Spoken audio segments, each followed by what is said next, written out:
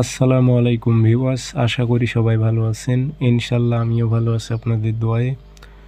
নিয়মিত বরাবরের মতো আবার উপস্থিত হলাম আর একটি ভিডিও নিয়ে। নারীকে কুত্তা পাগল করার পরীক্ষিত একটি তাবিজ।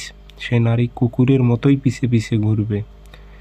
এটি যে তাবিজটি যে নিয়মে আমি বলবো, আমি ভিডিওর মাঝে বলে দিতেছি। তাবিজটি যদি সঠিকভাবে আপনারা প্রয়োগ করতে পারেন, ওই পাগল কুকুরের মতোই নারী পিছে পিছে আপনার ঘুরবে।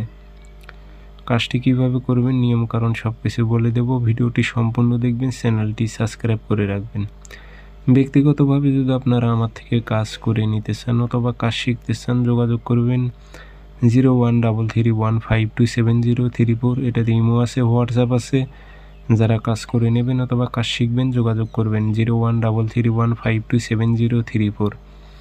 আপনারা জানেন যে ভিডিওর মাঝে আমি কোনো রং কথা বলি না, তারপরও এখানে একটু বলে ফেলেছি নারীকে কুকুর পাগল করা, কুত্তা পাগল করা।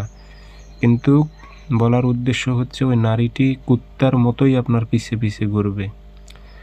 কুকুরের গায়ে দেখছেন যে মাছি পড়লে কুকুর যতই নেজ দিয়ে বাড়ি দিক, মাছি আবারও ছুটে আসে, ঠিক সেই মতো। কারণ তাবিজটি পরপর 5বার তাবিজটি পরীক্ষিত করা হয়েছে, একই রেজাল্ট।